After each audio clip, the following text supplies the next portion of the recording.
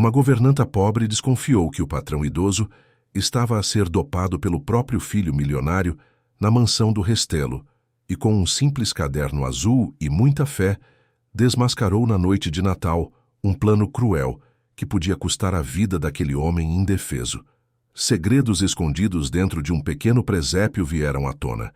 Verdades foram expostas diante de toda a família e o poder mudou de mãos de uma forma que ninguém poderia imaginar. Uma história de coragem, justiça e fé, que prova que Deus não se esquece de quem cuida de quem ninguém vê. Prepare-se, porque esta história vai tocar o seu coração. Subscreva o canal, deixe o seu gosto neste vídeo e comente de onde está a assistir. Marta Soares tinha 32 anos e olhos que reparavam em tudo o que os outros esqueciam. O despertador tocava às 4:30 da manhã, sempre no mesmo tom estridente que a arrancava de sonhos curtos e confusos. No escuro do pequeno andar alugado nos Olivais, bairro simples de Lisboa, ela vestia-se em silêncio, com cuidado para não acordar a mãe, que tossia no quarto ao lado. O cheiro de café requentado da véspera misturava-se ao perfume barato que ela passava no pulso. Um gesto de dignidade antes de sair para o mundo. Apanhava 2 transportes até ao condomínio de luxo no Restelo. O primeiro, às 5:15, ainda vinha quase vazio, com cheiro a desinfetante e bancos de plástico gelados. O segundo transbordo era sempre apinhado, corpos comprimidos, respirações cansadas, rostos que ela já reconhecia sem nunca ter trocado uma palavra. No peito, carregava uma coragem contida, disciplinada por anos de necessidade. Na alma, um senso de justiça que às vezes doía mais do que a própria pobreza. Quando algo estava errado, o corpo dela sabia antes da mente. Era uma sensação física, um aperto entre as costelas, um formigueiro nas mãos. O problema é que, desde jovem, aprendera que gente como ela quase nunca era ouvida. A mansão da família Alencar erguia-se branca e imponente atrás de muros altos. O portão principal abria com um suspiro eletrônico, e Marta entrava sempre pelo portão de serviço, onde a campainha falhava de vez em quando, obrigando-a a bater com os nós dos dedos no metal frio. O jardim cheirava a relva recém-cortada e flores importadas que ela não sabia nomear. Dentro da casa, o chão de mármore refletia as luzes indiretas como se fosse gelo polido. Tudo ali brilhava, mas o brilho tinha algo de vazio, como se a luz não aquecesse nada. O dono da casa era Ricardo Alencar, milionário do ramo da tecnologia, sempre apressado, sempre ao telemóvel. Usava fatos cinzentos que Marta tinha de mandar lavar e passar em lavandarias caras. Ele falava alto, gesticulava muito e tratava a equipa com uma polidez mecânica que não escondia o desinteresse. Para ele, Marta era a governanta, palavra que soava bonita, mas que na prática significava que ela coordenava a limpeza, supervisionava entregas, organizava a casa inteira e ainda levava o café ao pai dele, que morava no segundo andar. Arthur Alencar, de 80 anos, era a exceção silenciosa daquela ostentação. Andava devagar, respirando com certa dificuldade, os pulmões cansados de décadas de trabalho e algumas pneumonias mal curadas. Mas mantinha a dignidade nos gestos. Tinha mãos finas, marcadas por manchas de idade, veias salientes como rios num mapa antigo. Quando Marta lhe trazia o pequeno almoço, ele agradecia sempre olhando nos olhos dela, coisa rara naquela casa. Bom dia, Marta. A senhora dormiu bem? Dormi sim, senhor Arthur. E o senhor? Ah, minha filha, na minha idade dormir é um luxo. Mas estou aqui, firme. Ela tratava-o com o respeito que não pudera dar ao próprio avô, morto em circunstâncias que ainda a faziam carregar uma culpa antiga. Naquela época, ela tinha 19 anos e trabalhava num supermercado. O avô morava num lar barato, num canto esquecido da Amadora. Marta visitava-o sempre que podia, levando bolachas, mostrando fotos da mãe. Mas começou a notar coisas estranhas. Hematomas nos braços dele, a roupa suja, o cheiro forte a urina nos corredores. Tentou denunciar, foi à administração, falou com a assistente social, ligou para a provedoria. Ninguém acreditou. Disseram que ela estava a exagerar, que os idosos caem sozinhos, que ela não entendia de cuidados médicos. 2 semanas depois, o avô morreu de uma infecção que poderia ter sido tratada. Marta nunca se perdoou por não ter insistido mais, por se ter calado quando a chamaram de problemática. Naquele dezembro, algo em Arthur estava diferente. Desde que Ricardo decidiu organizar melhor os cuidados do pai, limitando as visitas ao idoso e contratando um enfermeiro particular, Marta sentia que havia risco ali. Não era só intuição. Eram detalhes que se acumulavam como poeira. A forma como Arthur piscava os olhos devagar demais depois do pequeno almoço, a voz dele a ficar mais fraca a cada semana, o modo como ele às vezes se esquecia do nome das coisas comuns. Os 2 objetivos de Marta eram claros, embora ela não os tivesse formulado em palavras até aquele momento. Garantir que Arthur estivesse realmente seguro e lúcido na noite da ceia de Natal que se aproximava, e impedir de algum modo que o isolassem da própria família, que já o visitava menos. Os obstáculos, porém, pareciam altos como os muros do condomínio. O obstáculo prático tinha nome: Felipe, o enfermeiro. Era um homem de uns 40 anos, cabelo com gel, uniforme branco impecável, sorriso pronto demais. Ele controlava tudo relacionado a Arthur. Os remédios, os horários, quem podia ou não entrar no quarto. Dizia que eram ordens médicas, que era protocolo. Marta não confiava nele, não por preconceito, mas porque via como Felipe se portava. Concordava sempre com Ricardo, nunca questionava nada, e tratava Arthur com uma solicitude exagerada que parecia encenação. O obstáculo emocional era mais difícil de enfrentar. Era o medo profundo de ser desacreditada outra vez, de ser vista como empregada problemática e perder o emprego, que sustentava a mãe doente. A mãe precisava de remédios caros para o coração. Se Marta perdesse o trabalho, não teria como pagar. Já lhes tinham cortado a luz 2 vezes naquele ano. O frigorífico velho fazia um barulho de motor cansado que ela ouvia toda a noite antes de dormir. Não podia arriscar. Ainda assim, manteve os olhos abertos. Ao passar o pano na sala ampla, observava a câmara de segurança virada para o corredor. Sabia exatamente até onde o campo de visão alcançava, porque um dia o técnico deixou o tablet aberto e ela viu as imagens. Guardou a informação em silêncio. No bolso do avental azul, carregava um caderno pequeno de capa azul, gasto nas bordas, que comprara numa papelaria perto de casa. Ali dentro, anotava horários, detalhes, frases soltas. 10h15. Felipe entrou com bandeja. Arthur tossiu muito. 14h30. Ricardo discutiu ao telefone palavra interdição. No outro bolso, 1/3 herdado da avó, contas de madeira escura que os seus dedos buscavam sem pensar, especialmente quando o nervosismo apertava. Na cozinha ampla, com bancada de granito e eletrodomésticos de inox, Marta reparou que a campainha do portão de serviço falhava às vezes. Já tinha avisado, mas ninguém consertava. Era um detalhe pequeno, mas ela guardava tudo. Sabia que às vezes os detalhes pequenos são os que fazem a diferença. Tudo isso ela guardava em silêncio, enquanto coordenava a montagem do presépio na sala de estar. Ricardo queria algo imponente, mas Arthur pedira algo simples, com as mesmas peças de sempre. Marta conhecia cada figura daquele presépio: o menino Jesus de porcelana, os reis magos com mantos desbotados, a casinha de madeira feita à mão décadas atrás. Arthur gostava de mexer nas pequenas imagens toda a noite antes de dormir, ajeitando a posição, murmurando orações que ela ouvia de longe. Num daqueles dias de preparativos, enquanto Marta limpava o vidro da cristaleira, Arthur entrou na sala devagar, apoiado na bengala. Ficou parado diante do presépio, tocando a casinha de madeira com a ponta dos dedos. Sabe, Marta, esta casinha aqui foi o meu pai que a fez, com as próprias mãos. A sério, senhor Arthur, que coisa linda. Ele era marceneiro, um homem simples. Fez isto para mim quando eu era criança. Sempre aguardei. Ele ficou em silêncio, os olhos a brilhar com lágrimas que não caíam. Marta sentiu um aperto no peito. Aquele Homem tinha história, tinha memória, tinha dignidade. E alguém estava a tentar apagar tudo isso.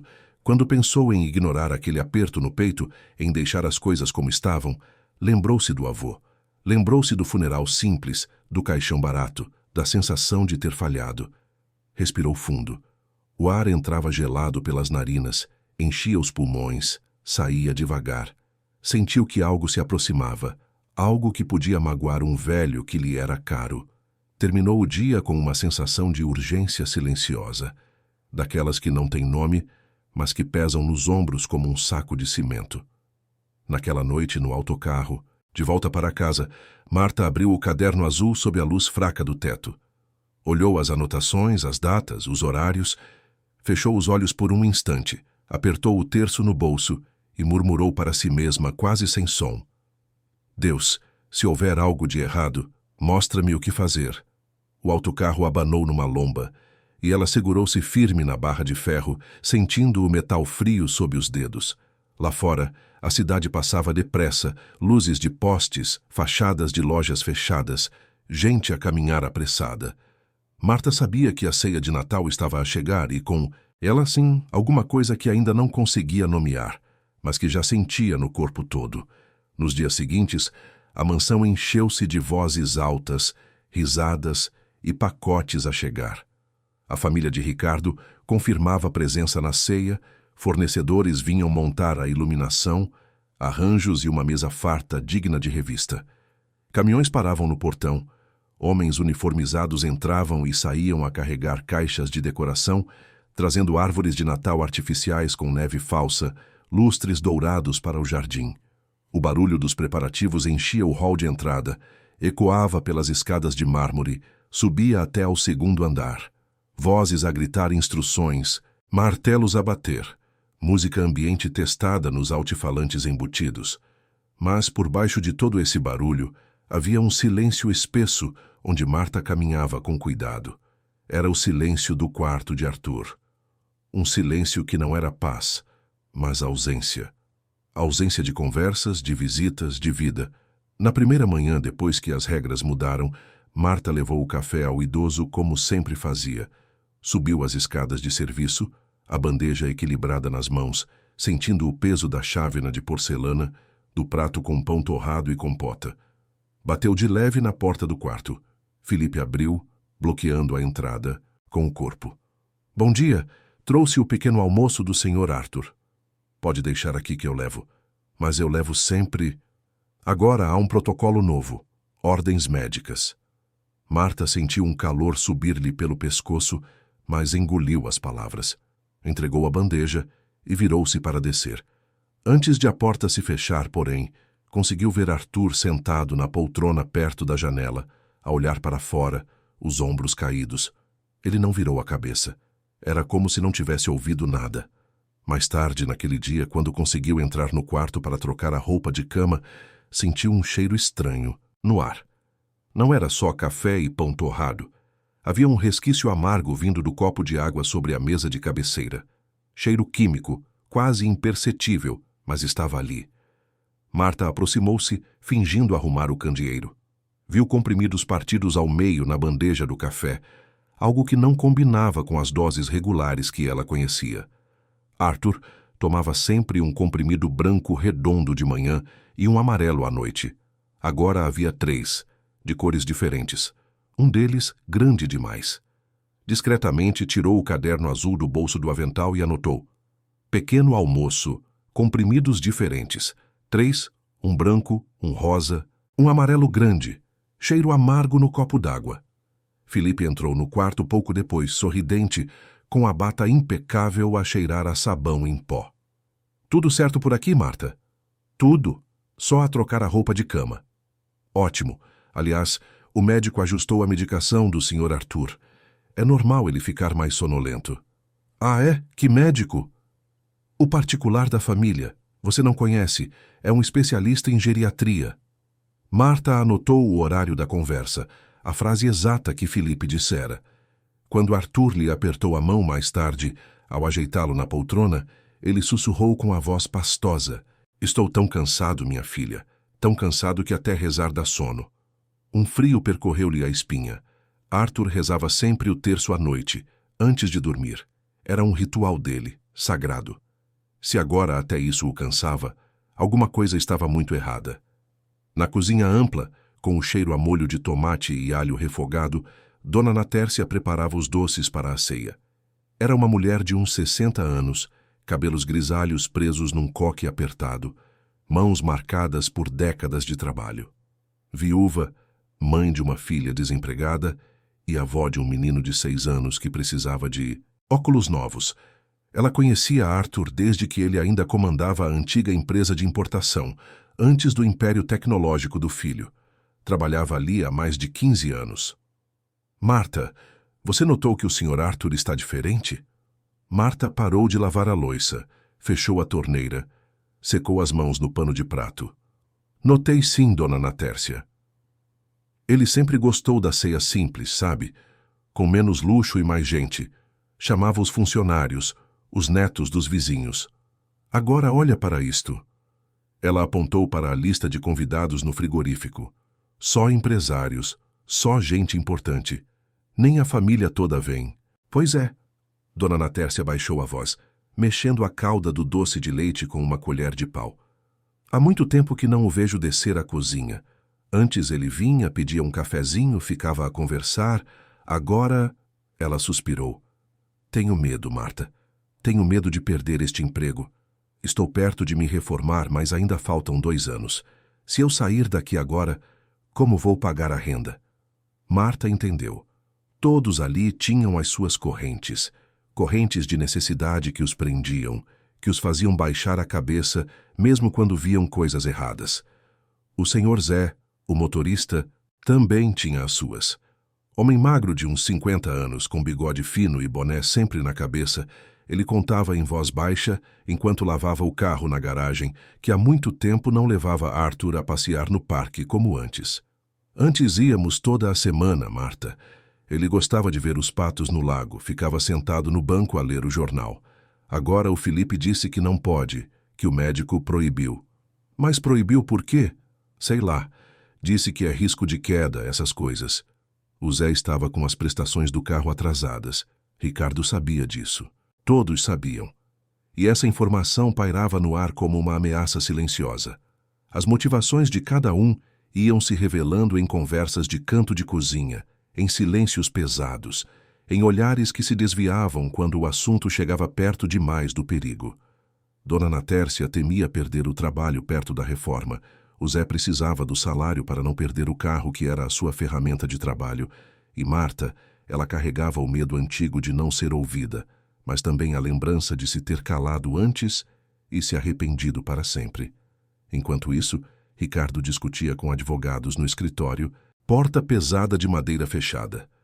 Marta, a passar com uma bandeja de café, ouviu a palavra interdição a escapar por debaixo da porta. Parou no corredor, fingindo ajustar o quadro na parede. A voz de Ricardo era firme, impaciente. Quero que seja rápido. O ideal é resolver isto antes do ano novo. Mas precisamos de relatórios médicos consistentes. Vou providenciar. Quando a porta se abriu de repente, Marta afastou-se depressa, continuando o seu caminho. Mas viu, por um segundo, uma pasta de documentos a ser guardada no cofre embutido da estante. A porta do cofre tinha um desenho de brasão dourado. Anotou mentalmente. No frigorífico da cozinha, preso com um ímã antigo de propaganda de farmácia, havia uma lista de telefones de emergência. Marta estudou os nomes. Um deles chamava a atenção. Dr. Magalhães, advogado de confiança. Ela sabia que este não era o advogado que Ricardo usava. Perguntou a Dona Natércia. Este Dr. Magalhães, a senhora conhece? Conheço, sim. É o advogado que o Sr. Arthur usou a vida toda. Homem honesto, daqueles antigos. O Ricardo não gosta dele, diz que é ultrapassado. Marta fotografou o número com o telemóvel velho, guardou a informação. As pistas cresciam com causa e efeito. Uma noite, enquanto ajudava Arthur a ajeitar o presépio, ela viu que ele tocava repetidamente a mesma casinha de madeira. Os dedos trêmulos passavam pelas bordas, abriam a portinha minúscula, fechavam de novo. Ele murmurou, quase sem som. Alguns segredos precisam de ficar perto do menino Jesus até a hora certa. Marta registrou o detalhe no caderno. Não sabia o que significava, mas guardou. No dia seguinte, quando tentou subir ao quarto à meio da tarde para trocar a água do jarro, foi barrada com grosseria por Felipe. Ele estava a conversar ao telemóvel no corredor e, quando viu Marta, desligou bruscamente. "O que é que você quer aqui?" "Vim trocar a água do Sr. Arthur." "Não é preciso, eu já troquei. Mas é minha função. Olha aqui." Ele aproximou-se, baixando a voz, mas com um tom duro. "Você está a invadir procedimentos médicos. Não sei o que você está a pensar, mas fica longe daqui. Entendeu?" Outra funcionária, a arrumadeira que vinha 2 vezes por semana, estava no corredor e ouviu tudo. Desviou o olhar, fingindo não ter visto nada. Marta sentiu a humilhação a queimar-lhe no rosto, a subir pelas orelhas. Engoliu o choro, abaixou a cabeça e desceu as escadas, segurando-se firme no corrimão. Socialmente humilhada diante de outra pessoa, ela guardou a dor, mas anotou a cena no caderno, com data e hora. A chave do quarto de Arthur agora ficava com Felipe. Ele carregava-a pendurada num cordão ao pescoço, junto com um crachá da clínica onde dizia ter trabalhado antes. Cada pequena vitória vinha com um custo. Quando Marta conseguiu, numa brecha, verificar o porta-remédios na casa de banho do andar de cima, percebeu comprimidos a mais em embalagens que não conhecia. Mas quase foi apanhada. Ouviu passos no corredor, teve de sair a correr, desceu a escada de serviço depressa demais. Torceu o pé no penúltimo degrau, sentiu a dor aguda a subir-lhe pelo tornozelo, mas não gritou. Trabalhou a mancar o resto do dia, sem poder ir embora mais cedo, porque precisava do dia completo para receber o salário integral no fim do mês. À noite, sozinha na paragem do autocarro, com o tornozelo a latejar, o ar frio de dezembro a entrar pelo casaco fino, Marta apertou o terço no bolso. As contas de madeira estavam quentes do contato com a mão. Ela fechou os olhos ouvindo o barulho, distante dos carros na avenida. O cão a ladrar no terreno baldio ao lado. O vento a mexer nas folhas secas. Se é para proteger este velho, dá-me força para continuar. Não era uma oração bonita, ensaiada. Era uma súplica crua, daquelas que saem do fundo do peito quando a gente está no limite. O autocarro chegou com o motor a roncar, as portas a abrir com um chiado pneumático. Marta subiu devagar, apoiando o peso na perna boa, e foi para casa, sabendo que no dia seguinte teria de voltar, que teria de fingir que estava tudo bem, que teria de continuar a observar, a anotar, à espera do momento certo. Porque alguma coisa ia acontecer. Ela sentia isso no corpo todo, como se sente a tempestade antes de chover. E quando acontecesse, ela precisava de estar preparada. À medida que o Natal se aproximava, o verdadeiro rosto de Ricardo deixava-se ver nos detalhes que ele já não se dava ao trabalho de esconder. Em público, diante dos fornecedores, dos convidados que vinham conhecer a casa, era o filho dedicado a organizar uma grande ceia para alegrar o pai. Falava em tom solene sobre a importância da família, sobre cuidar dos mais velhos, sobre tradição. Usava palavras bonitas que soavam vazias para quem prestava atenção de verdade, mas em privado tratava Arthur como um problema a ser resolvido. Marta percebeu isso de forma definitiva certa tarde de dezembro, quando o sol entrava oblíquo pelas janelas altas, criando listas de luz e sombra no corredor. Ela subia com uma pilha de toalhas limpas, a cheirar a amaciador, quando ouviu vozes vindas do quarto de Arthur. A porta ficara mal fechada, apenas encostada. A voz de Ricardo era seca, impaciente, sem qualquer carinho. "Pai, pelo amor de Deus, o senhor está a dificultar tudo, é só assinar." "Mas eu não entendo por que tanta pressa, filho." "Por que sim, porque eu estou a cuidar do senhor, estou a pagar enfermeiro, médico, tudo, e o senhor fica nessa enrolação. Mas eu sempre cuidei do meu dinheiro sozinho. O senhor está velho demais para isso. Já está a passar da hora de assinar logo o que é preciso, antes que a cabeça piore de vez." Marta gelou no corredor. Segurou as toalhas com força, sentindo os dedos ficarem brancos. Havia algo de brutal naquele tom, algo que transformava um pai num estorvo. Ela não... Entrou? Não interrompeu. Continuou a andar, mas guardou cada palavra. Felipe era o cúmplice funcional perfeito, a peça que fazia todo o esquema funcionar com aparência de normalidade. Vinha de outra cidade, Coimbra, com poucas referências que pudessem ser verificadas com cuidado. Aceitara o emprego generoso, que pagava quase o dobro do mercado, e as gratificações extras que vinham em envelope, sempre em dinheiro. A sua motivação era clara como água. Precisava do dinheiro para pagar dívidas antigas de jogo, para manter um padrão de vida que nunca tivera, para comprar o carro que sempre sonhara. Tinha limites morais, sim. Não era um monstro, mas empurrava-os cada vez mais para a borda, negociando consigo mesmo. É só medicação, dizia para si. Não estou a matar ninguém, só a seguir ordens médicas. Cada justificativa deixava mais fácil dar o próximo passo. Ao ver Marta próxima demais do quarto, passou a tratá-la com ironia aberta, sugerindo que ela não entendia de coisas importantes como decisões médicas. Certa manhã, na cozinha, enquanto ela preparava sumo de laranja, ele comentou alto, para que Dona Natércia e o Sr. Zé ouvissem. Sabe, Marta, você devia preocupar-se com as suas funções, que é limpar e arrumar. Deixa os cuidados de saúde para quem estudou para isso. Ela não respondeu. Apenas continuou a espremer as laranjas, sentindo o sumo ácido a escorrer pelos dedos, o cheiro cítrico a encher o ar. Mas por dentro, algo se enrijeceu. Não era raiva, era determinação. A primeira grande virada aconteceu numa madrugada de chuva. Marta acordou às 3 da manhã, com o coração acelerado, sem motivo aparente. Lá fora, a chuva batia forte no telhado de zinco do prédio. Pingava no balde que ela deixava no canto da sala para aparar a goteira. O quarto estava escuro, frio, com cheiro, a mofo que ela já nem notava mais. A mãe tossia no cômodo ao lado, uma tosse rouca que não passava. Não conseguiu voltar a dormir. Levantou-se, acendeu a luz da cozinha, pegou no caderno azul e começou a cruzar informações. Espalhou as páginas sobre a mesa de fórmica. Usou uma caneta marca-texto velha para sublinhar horários. Doses de remédio, cestas prolongadas, dias em que Arthur não aparecera nem para o almoço. Foi então que viu o padrão, claro como uma linha reta num gráfico. Nos dias em que o advogado de Ricardo visitava a mansão, Arthur tinha recebido medicação mais forte, sempre, sem exceção. Na terça-feira da semana anterior, o advogado chegou às 10 da manhã. Felipe dera 3 comprimidos em vez de 2 no pequeno almoço. Arthur dormiu até às 4 da tarde. Na quinta-feira, a mesma coisa.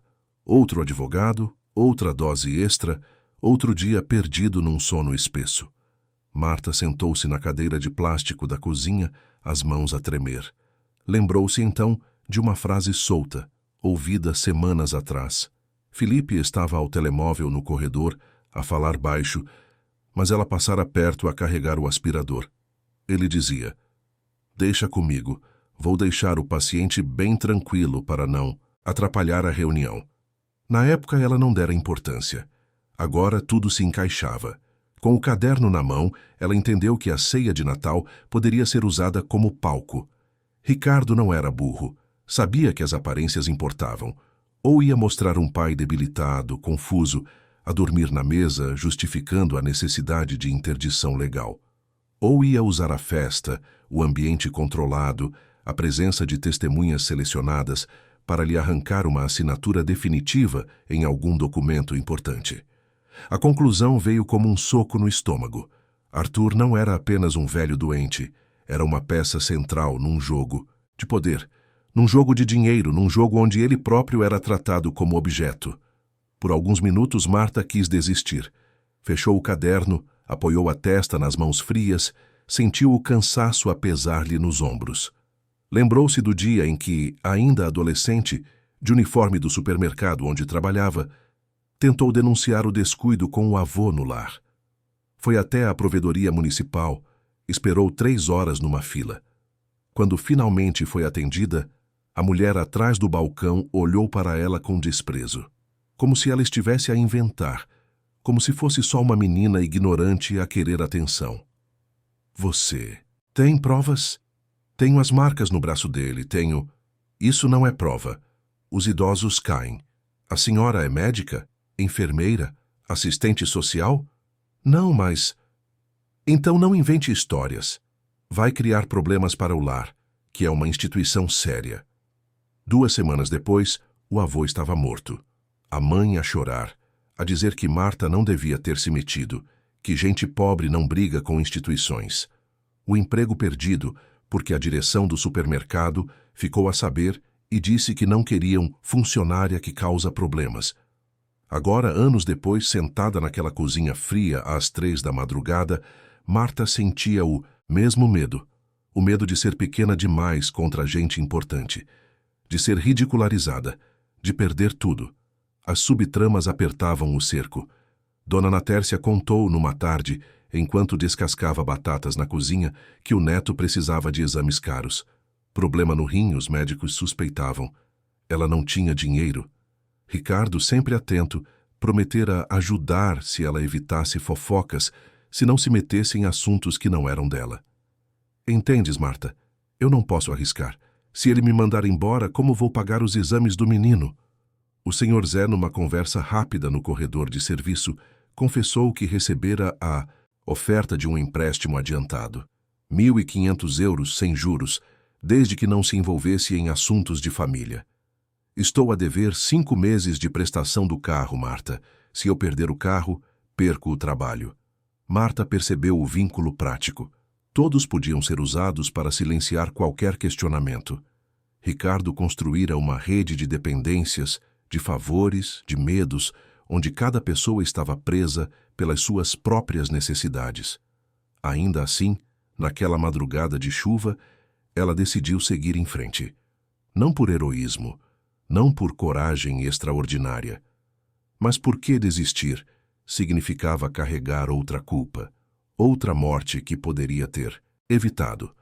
Sabia que a sua limitação pessoal, o medo de falar diante de gente rica, de ser ridicularizada, era um obstáculo tão grande quanto a manipulação dos patrões. Sabia que a sua voz valia menos que a de Felipe, que a de Ricardo, que a de qualquer advogado de fato caro. Mas sabia também que tinha o que eles não tinham.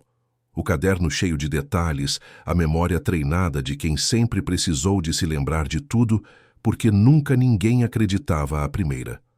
Rezou baixinho, com a chuva a tamborilar no telhado com o cheiro de umidade, a entrar pela janela mal vedada. Não pediu para ser forte como heroína de filme. Pediu coragem de gente comum, daquela que faz o certo mesmo a tremer por dentro, mesmo sabendo que pode dar errado, mesmo sabendo que o preço pode ser alto. Senhor, ajuda-me a fazer o que é certo, e se eu cair, levanta-me. Com mãos firmes, apesar do medo, começou a pensar no que podia fazer. Tinha o caderno, com datas, horários, anotações. Tinha a memória dos detalhes em que mais ninguém reparava. Tinha o respeito discreto que conquistara entre alguns fornecedores, que a cumprimentavam pelo nome, que sabiam que ela era séria. Tinha o conhecimento das rotinas da casa, de cada canto, de cada câmara, de cada horário. E tinha algo mais. Tinha aquele número de telefone no frigorífico. Dr. Magalhães, advogado de confiança do velho Arthur. Um homem que Ricardo desprezava, o que provavelmente significava que era honesto. Quando o dia amanheceu cinzento, com a chuva a diminuir, mas o céu ainda pesado, Marta vestiu o uniforme, tomou o café requentado, passou o perfume barato no pulso, pegou no caderno e no terço, e saiu para apanhar os 2 autocarros. No autocarro, a olhar, pela janela embaciada, viu a cidade a acordar. Gente a ir trabalhar, lojas a abrir, crianças uniformizadas a ir para a escola. Tudo a seguir como sempre, como se nada de importante estivesse a acontecer. Mas para ela, alguma coisa tinha mudado naquela madrugada. Tinha tomado uma decisão. Não sabia como ia fazer. Não tinha um plano perfeito. Mas sabia que não ia deixar Arthur ser devorado por aquele jogo, não sem lutar. Mesmo que a luta fosse pequena, silenciosa, feita de anotações num caderno azul e orações sussurradas no escuro. Mesmo que ninguém acreditasse nela, ela ia tentar. Na véspera de Natal, a mansão brilhava como nunca. Luzes pisca-pisca contornavam a fachada branca, subindo pelas colunas, desenhando estrelas nos muros. O jardim exalava perfume de flores importadas, rosas brancas e lírios que custavam mais do que o salário mensal de Marta. O som de taças a tilintar misturava-se às músicas natalícias escolhidas a dedo por Ricardo, versões instrumentais suaves que tocavam nos altifalantes escondidos entre as plantas. A ceia seria um espetáculo. Marta coordenava discretamente a equipa de empregados de mesa contratados para a noite, a mancar ainda um pouco do tornozelo torcido, mas com a mente alerta como nunca. Tinha um plano simples e perigoso: manter-se perto de Arthur o máximo possível, observar cada gesto, registrar, se preciso, algo com o telemóvel velho que escondia no bolso fundo do avental. Os convidados começaram a chegar às 7 da noite. Carros importados a parar no portão principal. Mulheres com vestidos compridos, homens de fato escuro. Ricardo recebia a todos com sorrisos largos, apertos de mão firmes, apresentando a casa como quem apresenta um troféu. A mesa estava posta no salão grande, com toalha de linho branco, prataria reluzente, arranjos de flores a cada 3 lugares. Velas grossas em castiçais de prata derramavam uma luz amarelada que dançava nas taças de cristal. Marta usava o uniforme mais formal, preto com avental branco engomado, sapatos que lhe apertavam os pés. Circulava entre a cozinha e o salão, levando bandejas, verificando se faltava gelo, se o vinho estava na temperatura certa. Mas os seus olhos estavam sempre voltados para a escada, à espera de ver Arthur descer. As regras do mundo ali eram claras como as taças de cristal sobre a mesa. Os funcionários não se envolviam em assuntos de família. Os seguranças obedeciam a ordens de cima. Qualquer confusão era abafada antes de chegar ao portão. Marta conhecia estas regras de cor e por isso movia-se pelos espaços com um cuidado calculado. Mais cedo, quando ainda preparava o salão, aproveitou para ajustar a posição da câmara de segurança sob o pretexto de tirar o pó da prateleira onde ela ficava instalada.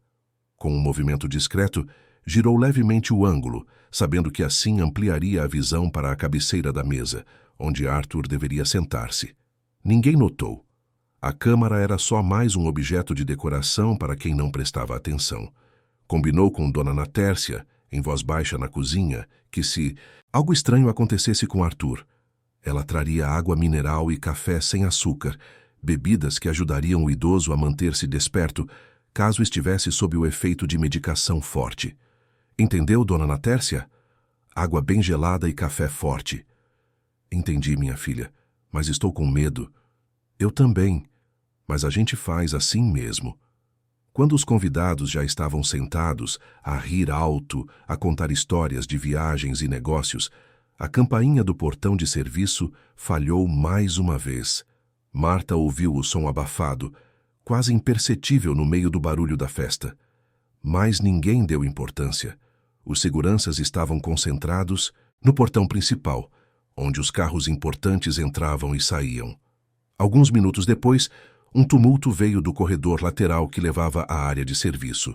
Vozes alteradas, passos apressados. Um dos seguranças apareceu a escoltar um homem magro, mal vestido, com barba grande e desgrenhada, roupas sujas que cheiravam a rua, a suor velho, a abandono. Parecia um sem-abrigo. O tipo de pessoa que os condomínios de luxo mantinham longe com muros altos e vigilância constante. As conversas cessaram como se alguém tivesse desligado o som. A indignação espalhou-se pelo salão em sussurros escandalizados. Como é que aquele estranho conseguira entrar? Numa festa tão exclusiva? Que falha de segurança era aquela? Ricardo levantou-se da cabeceira, jogando o guardanapo sobre o prato, o rosto vermelho de raiva contida. O que significa isto? Como é que este homem entrou aqui? O segurança, um rapaz jovem de uniforme preto, gaguejou. Senhor, ele entrou pelo portão de serviço. A campainha não funcionou. Ele conseguiu empurrar. Tirem-no daqui, agora! Marta estava perto da porta da cozinha, a segurar um jarro de sumo. Sentiu o coração gelar quando olhou para o homem. Havia algo nele, algo que não combinava com um estranho qualquer. Os olhos cansados, afundados em órbitas escuras, tinham um brilho que ela conhecia. A maneira como ele segurava o corrimão da escada, com delicadeza, mesmo a tremer. A mão direita a erguer-se devagar, a fazer o sinal da cruz, ao ver o presépio montado no canto do hall. Marta aproximou-se o quanto pôde, o coração a bater forte. Viu, sob a sujidade que cobria o rosto, sob a barba embaraçada, o brilho familiar de um anel simples no dedo anelar. Mesmo de longe, reconheceu as iniciais gravadas, A.A. Arthur Alencar. O mesmo anel que ela via todos os dias quando levava o café ao idoso. O anel que ele girava no dedo enquanto contava histórias do passado, do pai marceneiro, dos tempos difíceis antes de o dinheiro chegar. Foi ela quem percebeu primeiro. Largou o jarro sobre o aparador, sem se importar com o barulho, e avançou pelo salão. Aquele não era um estranho. Era Arthur, irreconhecível, envelhecido em semanas como se fossem anos inteiros. O rosto marcado por uma espécie de abandono que a casa luxuosa jamais mostraria. Os ombros caídos, a pele cinzenta, os lábios rachados. Senhor Arthur. A voz dela cortou o silêncio como uma lâmina. O choque percorreu a sala como um raio elétrico. Ricardo virou-se bruscamente. Felipe, que estava perto da janela com um copo de vinho, empalideceu tanto que ficou quase transparente. Alguns convidados entreolharam-se, confusos. Marta tinha 2 obstáculos imediatos para alcançar Arthur. O primeiro era físico. O segurança colocou-se à frente dela, braço estendido, voz firme. Moça, volte para a cozinha. Isto não é assunto seu. Ela tentou desvencilhar-se, mas ele segurou-lhe o braço. O tornozelo torcido protestou quando ela forçou o movimento, uma dor aguda a subir-lhe pela perna. Quase caiu, mas agarrou-se ao corrimão e conseguiu passar. Chegou a tempo de segurar Arthur, que escorregava, as pernas bambas, o corpo sem força. Calma, Sr. Arthur, eu estou aqui. Ele olhou para ela com olhos vidrados, a tentar focar, a tentar reconhecer. Marta, sou eu, sim. O segundo obstáculo era institucional, mais forte que qualquer segurança. Ricardo aproximou-se, a voz a trovejar pela sala. Seguranças, levem esta mulher para a cozinha agora. Ela é conivente com este invasor. Está despedida. Marta respirou fundo. Sentia a sala inteira a olhar para ela, a julgar, a pesar. Era a empregada problemática de novo, a que causava confusão, a que se metia onde não devia. Mas desta vez, tinha algo que não tinha aos 19 anos. Tinha provas, tinha observado, tinha anotado, tinha guardado cada detalhe. Com voz firme, mais alta do que nunca usara naquela casa, disse: Este homem não é um invasor. É o pai do Sr. Ricardo. Isso é ridículo. O meu pai está no quarto a descansar porque não se sentia bem. Então explique o anel. Marta segurou a mão de Arthur, mostrando o anel com as iniciais. Explique a cicatriz no queixo dele, de quando caiu de bicicleta aos 10 anos no quintal da casa da avó em Sintra. Explique que ele sabe de cor todas as peças do presépio e que todo ano ele esconde um envelope na casinha de madeira. O silêncio na sala agora tinha peso. Dona Natércia apareceu da cozinha, a secar as mãos no avental, os olhos arregalados. O senhor Zé vinha logo atrás sem o boné, o cabelo ralo espetado. Meu Deus do céu, murmurou Dona Natércia. É o senhor Arthur mesmo. Marta continuou a segurar Arthur com cuidado, sentindo o corpo frágil dele a tremer. Há semanas que ninguém o vê. O enfermeiro inventou regras, fechou o quarto, aumentou a medicação. Eu anotei tudo. Datas, horários, doses. Ricardo tentou retomar o controlo, a voz fria. Isso são acusações absurdas. O Felipe é um profissional qualificado, a seguir ordens médicas. Mas a revelação era incontestável, porque nascia de tudo o que já estava ali, na própria casa, nos próprios objetos. O presépio no canto, o anel no dedo, a voz fraca de Arthur a murmurar. A casinha. Olhem na casinha. O senhor Zé foi até ao presépio, pegou na casinha de madeira feita à mão, abriu a portinha minúscula. De dentro tirou um envelope amarelado dobrado várias vezes. Trouxe-o até Marta. Ela abriu-o com mãos trêmulas. Era uma carta escrita por Arthur, com letra tremida, mas legível, datada de 3 meses atrás. Começava assim: se algo me acontecer, se tentarem afastar-me da família ou fazer-me assinar documentos sob pressão, desejo que estas instruções sejam entregues ao Dr. Magalhães, meu advogado de confiança. Marta leu em voz alta, as palavras a ecoar no salão decorado. A carta mencionava o desejo de Arthur de dividir parte do patrimônio com causas sociais, de garantir uma pensão vitalícia a funcionários leais, de ser tratado com dignidade nos seus anos finais. As subtramas começavam a convergir como fios de uma teia. Dona Natércia, a chorar, confirmou que fazia semanas que não via o velho descer. O senhor Zé disse que não o levava mais ao parque desde outubro.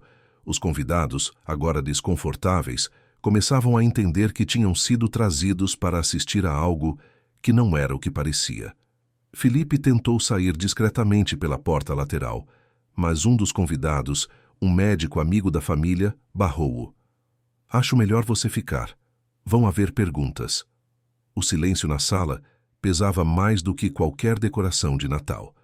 As velas continuavam a queimar, a música continuava a tocar baixinho, mas nada disso importava mais.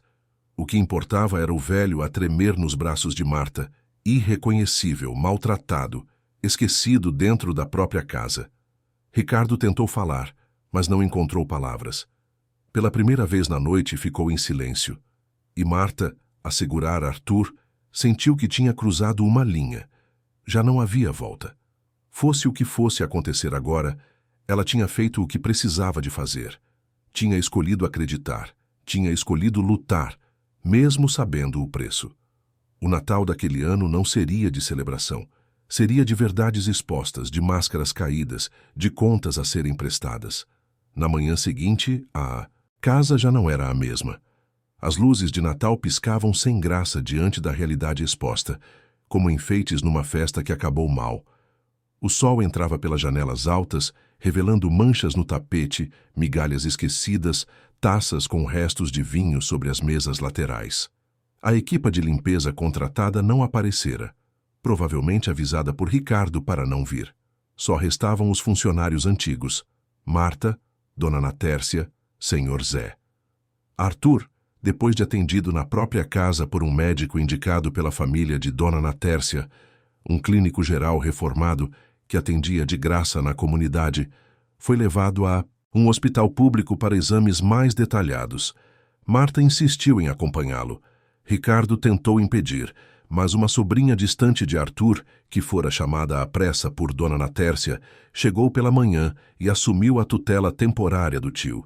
A sobrinha chamava-se Leonor, tinha uns 50 anos, professora de história reformada, morava em Setúbal.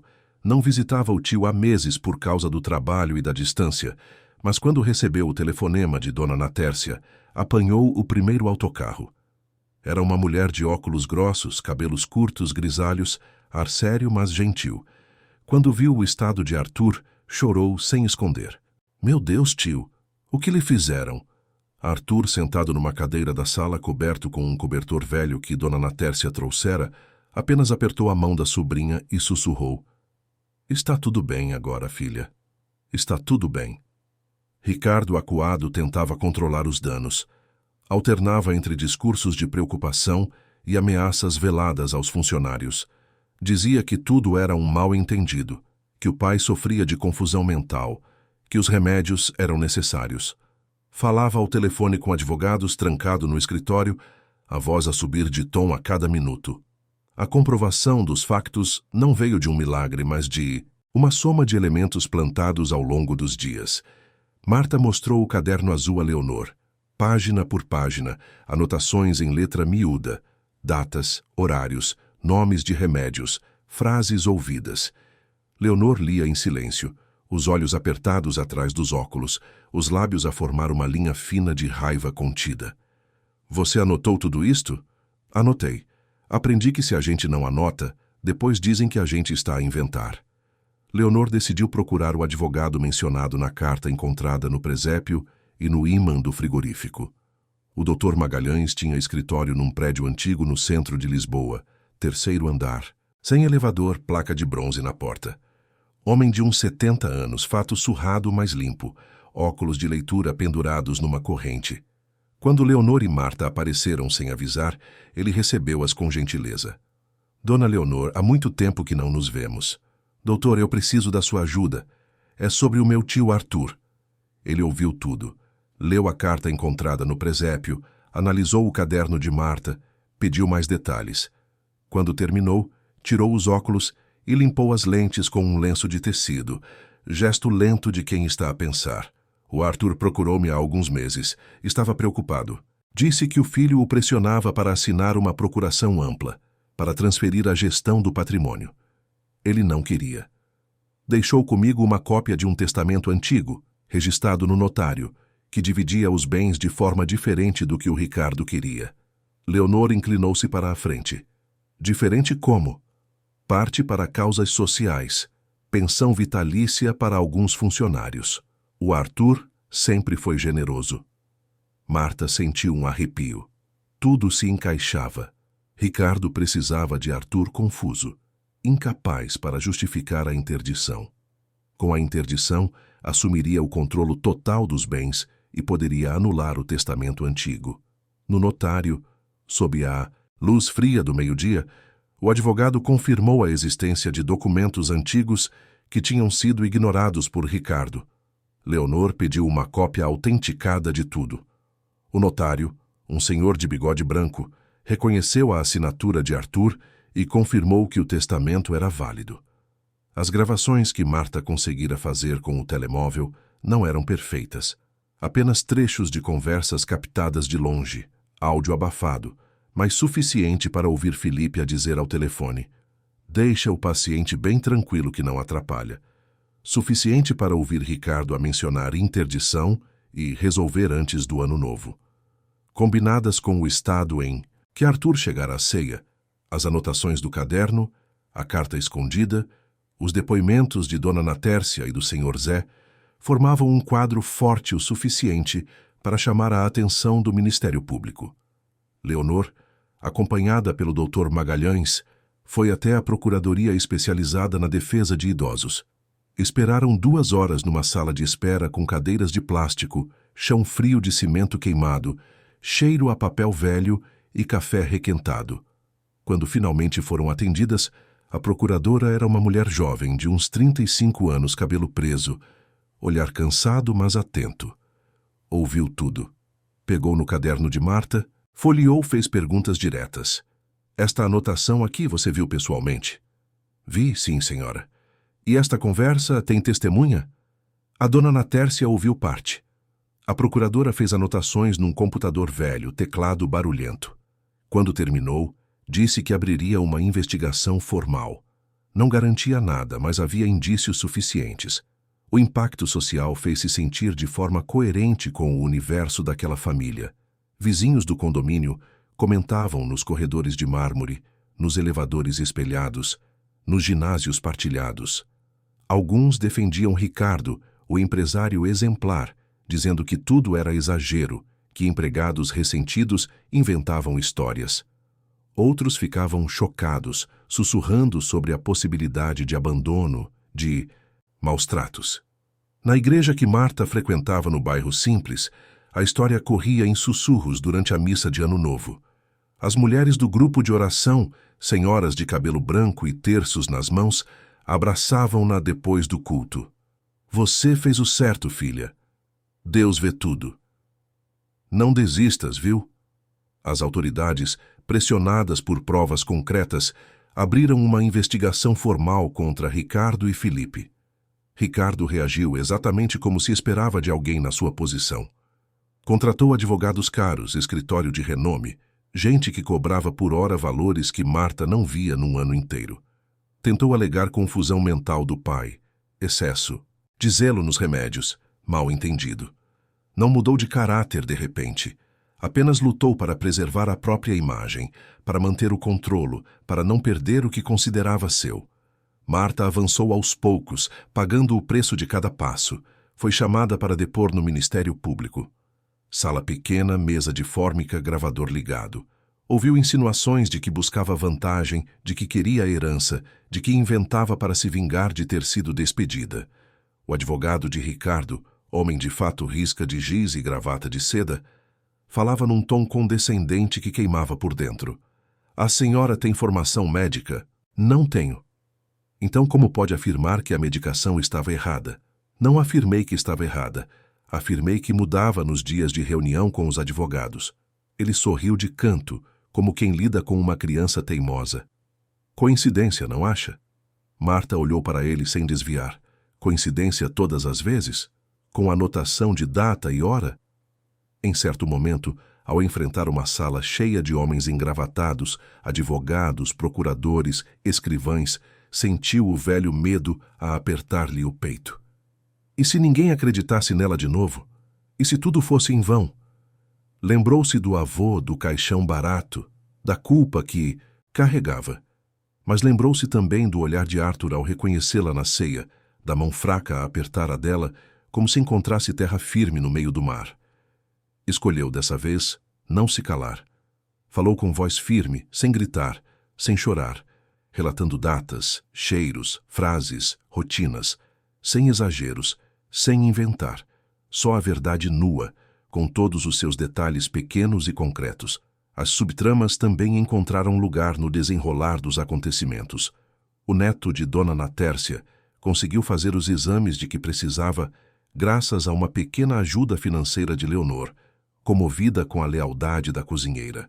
Os resultados vieram. Tratável, não era nada grave, mas precisava de acompanhamento. O senhor Zé, diante da possibilidade de se livrar das dívidas pela pensão que Arthur previra no testamento antigo, decidiu testemunhar o que sabia. Contou sobre os dias em que não podia mais levar o velho ao parque, sobre as ordens de Felipe, sobre as mudanças na rotina. Em cada gesto, a verdade era construída com tijolos de factos, não apenas com emoções. Cada depoimento somava-se, cada documento apresentado pesava, cada anotação do caderno azul ganhava valor. No meio daquele turbilhão de idas ao tribunal, de papelada, de espera em corredores frios, Marta continuava a trabalhar.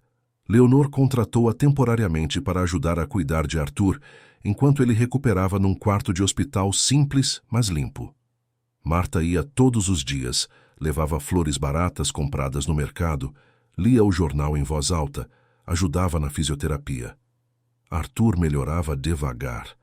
A confusão mental diminuía à medida que a medicação excessiva saía do corpo. Voltava a reconhecer pessoas, a lembrar-se de histórias, a sorrir de vez em quando.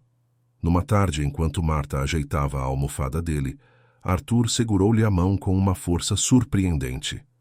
Obrigado, minha filha. Não precisa de agradecer, Sr. Arthur. Preciso sim. Você não desistiu de mim. Marta sentiu os olhos a arder, mas não chorou. Apenas apertou a mão dele de volta. Ao sair do hospital naquela tarde, a descer de autocarro pela avenida movimentada, Marta fez apenas o sinal da cruz, sem discursos longos. A fé dela continuava a ser coisa de gesto curto e sincero, mais forte do que qualquer frase bonita. Não era a fé de quem espera um milagre espetacular. Era a fé de quem põe um pé à frente do outro, mesmo sem ver o caminho todo. Alguns meses passaram até que as consequências tomassem forma, definitiva. O tempo não corre rápido quando se trata de justiça. Há audiências, prazos, recursos, papelada que se acumula em pastas pardas dentro de armários empoeirados. Mas aos poucos, como água que vai enchendo um balde gota a gota, as coisas foram se resolvendo.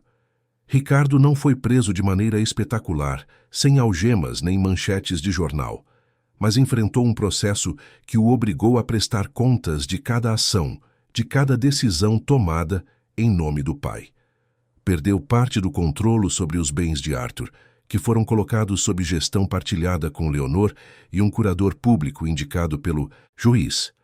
Foi afastado da administração de algumas empresas da família por determinação judicial, enquanto as investigações seguiam. E foi obrigado, por acordo judicial, mediado pela procuradora, a garantir cuidados dignos a Arthur sob supervisão externa de uma assistente social. Felipe teve o registro profissional investigado, pela ordem dos enfermeiros. Descobriu-se que ele tinha 2 advertências anteriores por negligência noutros empregos, informações que nunca apareceram nas referências apresentadas a Ricardo. Foi afastado da função de cuidador, respondeu a um processo administrativo e acabou por perder o direito de exercer a profissão por 2 anos. Voltou para Coimbra sem o carro que sonhara, sem o dinheiro que juntara, carregando só as dívidas antigas e algumas novas. Não houve vingança dramática. Não houve reviravolta de filme. Apenas consequências proporcionais, dentro do que a lei permitia, do que a sociedade conseguia fazer quando era pressionada a olhar para o que preferia não ver. Arthur, depois de um período difícil de recuperação, que durou quase 4 meses, escolheu um caminho mais simples. Deixou a mansão no Restelo, aquela casa grande demais, fria demais, cheia de cômodos vazios e memórias amargas. Leonor ajudou-o a encontrar uma casa menor, num bairro tranquilo de Alvalade, perto de uma praça arborizada onde as crianças brincavam aos domingos. Era uma moradia térrea, pintada de amarelo claro, com um jardim suficiente para cuidar de algumas plantas. Tinha uma varandinha na frente, 2 jacarandás a dar sombra, portão de ferro pintado de verde. Por dentro, o cheiro era diferente. Não tinha perfume importado nem ar-condicionado. Cheirava a café de filtro, a sabonete de coco, a roupa a secar no estendal dos fundos. Arthur montou o presépio na sala pequena, no mesmo cantinho onde batia o sol da tarde. As mesmas peças de sempre. O menino Jesus de porcelana, os reis magos, com mantos desbotados, a casinha de madeira feita pelas mãos do pai dele. Agora, porém, não havia pressão, não havia pressa. Ele ajeitava as peças devagar, a conversar sozinho, a sorrir quando se lembrava de alguma história antiga. Marta, convidada por ele através de Leonor, aceitou o trabalho de cuidadora e administradora da pequena casa. Não foi uma decisão fácil. Significava largar a possibilidade de arranjar emprego noutra mansão, talvez com um salário melhor. Mas Leonor garantiu-lhe um salário justo, contrato de trabalho, direitos que Marta nunca tivera. E, mais importante, garantiu-lhe respeito. Não era só um emprego, era um lugar de pertença real. Ali os dias eram marcados por rotinas que agora faziam sentido. Remédios na hora certa, anotados numa tabelinha no frigorífico, mas sem exagero, sem sedação. Caminhadas curtas até a praça, Arthur apoiado na bengala, Marta ao lado dele, os 2 em silêncio, mas confortáveis um com o outro. Café de filtro em silêncio pela manhã, com pão fresco quentinho que ela comprava na padaria da esquina.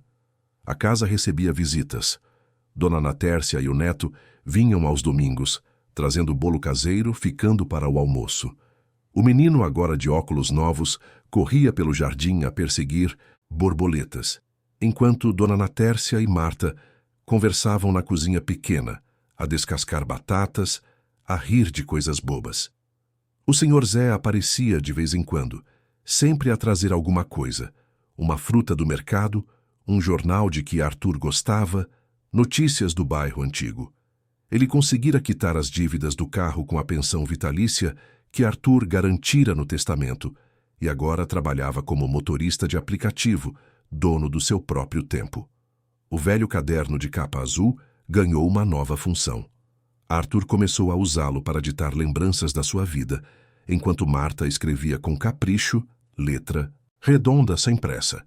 Histórias do pai marceneiro, da mãe costureira, dos tempos difíceis antes de o dinheiro chegar. Memórias transformadas em palavras para os bisnetos que talvez viessem um dia, ou para ninguém, só pelo prazer de lembrar e de ser ouvido. O terço no bolso do avental de Marta continuava a ser companheiro, mas agora as suas contas corriam entre dedos menos tensos. A oração não era mais só um pedido de socorro, era também agradecimento. Gratidão por ter chegado até ali, por ter escolhido não se calar, por ter feito a coisa certa mesmo a tremer de medo. No canto da sala, o mesmo presépio de antes ocupava um lugar de honra. Arthur ainda mexia nas peças toda a noite antes de dormir, mas agora Marta via que ele o fazia com paz. Na casinha de madeira onde um dia ele escondera a carta que salvara a sua própria vida, agora guardava apenas pequenas anotações de gratidão, nomes de pessoas que o ajudaram quando ele mais precisou. Marta, Dona Ana Tércia, Leonor, Senhor Zé, Doutor Magalhães. As conexões afetivas construídas com paciência manifestavam-se nos gestos simples. Uma sopa levada à vizinha idosa que morava ao lado, senhora de bengala e cão velho. Uma oração em conjunto antes de dormir, Arthur e Marta sentados na varandinha, a olhar as estrelas a aparecerem no céu que ficava roxo antes de escurecer. Uma gargalhada partilhada quando Arthur se esquecia de uma palavra e inventava outra só para provocar. Marta, traz-me aquele negócio ali. Que negócio, senhor Arthur? Aquele que a gente usa para, sabe, guardar coisas. Frigorífico? Não, mais pequeno. Gaveta? Não. Ah, deixa para lá. Ele ria. Esqueci-me de novo. E os dois riam juntos, sem vergonha, sem pressa de lembrar. Leonor vinha toda a semana, sempre a trazer alguma coisa. Um livro, uma planta nova, às vezes só a presença. Ela e Marta tornaram-se amigas. Não amigas de abraço e segredo, mas amigas de confiança, daquelas que se respeitam e se ajudam sem muitas palavras. Na véspera do novo Natal, quase um ano depois daquela ceia terrível na mansão, Marta saiu ao portão pequeno de ferro para olhar o céu. A noite estava morna, com cheiro a jasmim vindo do jardim da vizinha. Tinha som de festa vindo de alguma casa próxima, riso de crianças, música. A casa não tinha luzes exuberantes, nem árvore importada, nem decoração de revista. Mas o brilho que vinha de dentro parecia suficiente. Vinha da janela da sala, onde Arthur arrumava o presépio pela última vez antes de dormir. Vinha da cozinha, onde Dona Ana Tércia e Leonor preparavam a ceia simples, peru pequeno, farofa, salada, sobremesa caseira. Arthur aproximou-se devagar, apoiado na bengala, mas firme. O rosto tinha cor agora, não aquela palidez cinzenta de quem está a ser drenado aos poucos. Os olhos brilhavam. Marta, você acha que eu ainda vou ver muitos natais? Ela pensou antes de responder. Podia mentir, dizer que sim, com certeza, muitos anos ainda. Mas escolheu a verdade gentil. Não sei, senhor Arthur, ninguém sabe. Mas este aqui o senhor está a ver. E está a ver bem. Ele sorriu. Aquele sorriso tranquilo de quem fez as pazes com a vida, com o tempo, com a própria fragilidade. Nunca me senti tão em paz, sabe? Mesmo com a saúde frágil. Mesmo sabendo que o corpo já não é o mesmo. Mas aqui, nesta casa pequena, com vocês, eu estou em casa de verdade. Marta sentiu um nó na garganta, mas não chorou. Apenas ficou ali, de pé ao lado dele, os dois a olhar a rua tranquila, as luzes das casas vizinhas, o céu estrelado sobre a cidade barulhenta. Pensou em tudo o que viveram, o medo enfrentado, as humilhações suportadas, a sensação de ser pequena demais contra a gente importante. Mas pensou também na escolha que fizera, a escolha de não se calar, de acreditar que valia a pena tentar mesmo sem garantia. O sacrifício tinha se transformado em algo sólido e bom, não em glória, não em riqueza, não em reconhecimento público, mas em paz, em dignidade, em pertença. Antes de entrar, Marta fechou os olhos por um instante. O ar fresco da noite entrava-lhe pelos pulmões, o cheiro de jasmim misturado com café de filtro. De dentro da casa, vinha o som de Dona Ana Tércia a rir de alguma coisa que Leonor dissera. O neto brincava com um carrinho no chão da sala, a fazer barulho de motor com a boca. Marta resumiu tudo o que viveram numa frase simples, espiritual e verdadeira. Não falou alto. Apenas sussurrou, como quem reza sem precisar de palavras bonitas, como quem agradece do fundo do peito. Deus não se esquece de quem cuida de quem ninguém vê. A frase ficou a ecoar naquela noite calma, a pairar no ar morno de dezembro, carregada de uma verdade conquistada com paciência, com coragem pequena e constante, com uma fé que não faz barulho, mas que sustenta quando tudo parece desabar. Arthur tocou-lhe o ombro levemente. Vamos entrar? A ceia está quase pronta. Vamos sim. E entraram juntos, deixando a porta aberta para a brisa da noite, para o cheiro de jasmim, para a possibilidade de novos amanhãs que, embora incertos, agora pareciam menos assustadores. Dentro da casa pequena, simples, cheia de vida verdadeira, o Natal acontecia da forma que devia ser, com gratidão, com pertença, com um amor que não precisa de palco, nem de plateia para existir, apenas existe. E isso naquele momento, naquela casa, entre aquelas pessoas que a vida juntou de jeitos tortos mas certos, era mais do que suficiente. Era tudo.